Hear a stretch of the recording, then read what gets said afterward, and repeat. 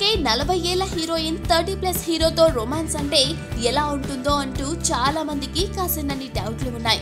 కానీ ఒక పక్కా commercial heroine రెచ్చిపోతే ఎలా ఉంటుందో ఇప్పుడు ఐశ్వర్య రాయ్ బచ్చన్ అదే పని చేసి చూపించేసింది. మనం ముందే చెప్పినట్లు ఎన్నో సంచలనాలకు కేంద్ర బిందువు అవుతుంది అనుకున్న బుల్లయ్య అనే పాట నిజంగానే అదిరిపోయిందిలే. బుల్లయ్య అంటూ హూక్ లైన్ తో సాగే ఈ పాట నిజంగానే అదిరిపోయింది. ముందుగా సూఫీ స్టైల్ లిరిక్ నుండి ప్రీతం అందించిన రాక్ స్ట్రింగ్ వర్క్ కేకలు పెట్టిస్తోంది.